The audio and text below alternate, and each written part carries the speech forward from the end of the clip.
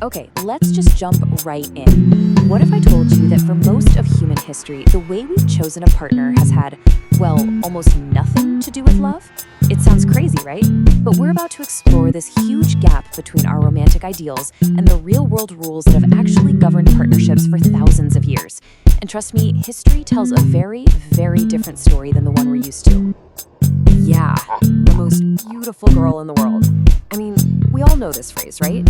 It's straight out of a fairy tale. It's in countless pop songs. It's the heart of so many love stories. It's this ideal of perfection, and it's just so deeply baked into our culture. But here's the big question. Is our search for a partner really this romantic quest for perfection? Or is it something else entirely? And that right there, that's the core tension we're diving into.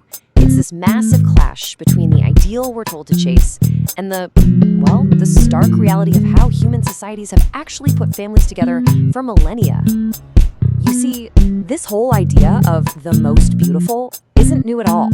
I mean, it has a long and really powerful history. Think about it. It starts way back with Greek myths, goddesses like Aphrodite, Helen of Troy, the whole face that launched 1,000 ships thing. Then, boom, it's reborn in the Renaissance with artists linking beauty to something divine. Fast forward to the 19th century, and the Victorians make it all about purity and fragility. And then, of course, the 20th century, pop music takes over and cements the phrase in our heads forever. It's evolved for sure, but the core idea has always been there. But what's really interesting is how our culture treats this ideal. It's not just a prize to be won, no. It's consistently shown as a source of immense power, and also immense danger. I mean, look at Snow White. Her beauty gets her a prince, but it also nearly gets her killed by a jealous queen. Or think about all those myths from China and India where the most beautiful women had enough power to literally topple empires. The message is pretty clear. This kind of idealization, it's a volatile, double-edged sword. Okay, so let's pivot. Let's step away from that romantic ideal and look at the cold, hard, anthropological reality. Because for most of human history, marriage wasn't defined by love or beauty. It was defined as a pragmatic social contract, a socially approved sexual and economic union, with rights and obligations. That's it. Pretty unromantic, huh? So that begs the question, right? If it's not about love, then why on earth did marriage become this near universal human custom? Why is it a cornerstone of nearly every society? Well, anthropologists have been wrestling with this for a long time, and the answer? It has a lot more to do with survival than it does with finding your soulmate. Now, you might be thinking of the obvious reasons. You know, sharing work between men and women, or caring for our kids who are dependent for so long, maybe to reduce competition between guys.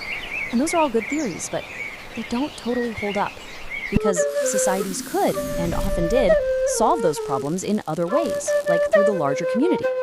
So that suggests there's a deeper, more fundamental reason marriage became so common.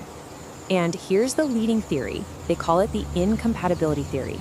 It basically says marriage evolved to solve a uniquely human problem. Once we started walking on two legs and relying on hunting, it created a crisis.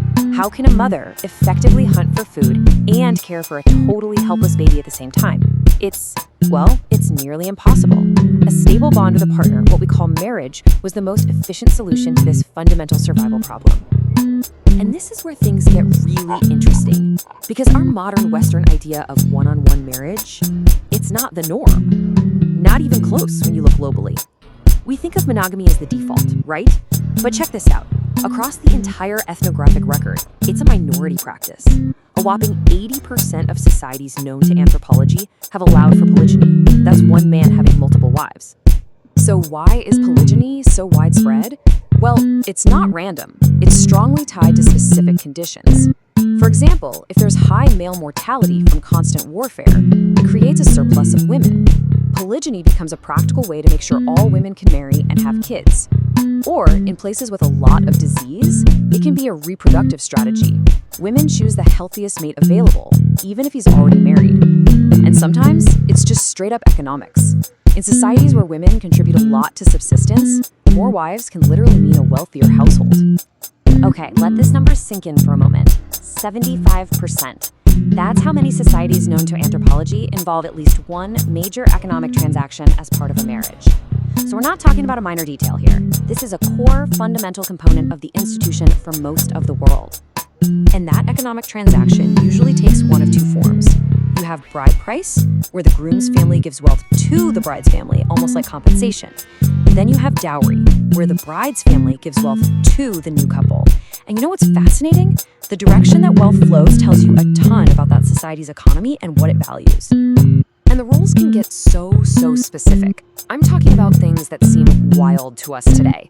For example, many societies don't just have a word for cousin. They make a huge distinction between parallel cousins, that's the kids of your dad's brother or your mom's sister, and cross cousins, the kids of your dad's sister or your mom's brother. And get this, marrying one type might be completely forbidden, while marrying the other is actually preferred.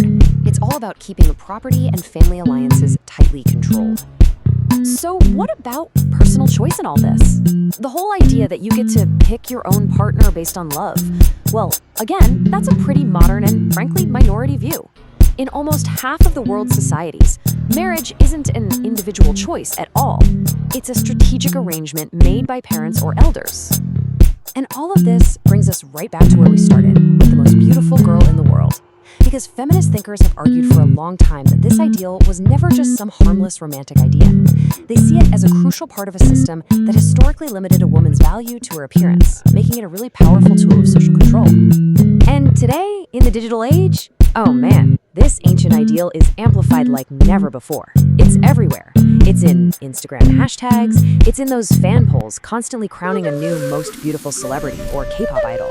And it's all being supercharged by algorithms on TikTok and Instagram that are basically designed to push this one narrow, often impossible standard of beauty into our feeds 24/7. And look, this isn't just me talking about culture. The science is backing this up.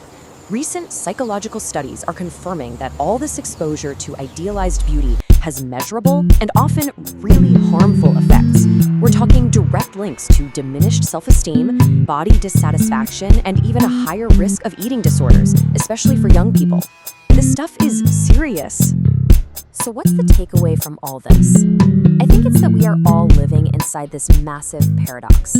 We're influenced by these ancient, practical rules of marriage as a social contract, whether we know it or not. But at the same time, we're completely captivated by these powerful, romantic ideals of perfection. So the final question isn't about love, or choice, or a contract. It's about what truly defines a partnership today. And maybe the even bigger question is, can we even tell which one of these powerful forces is pulling the strings in our own lives?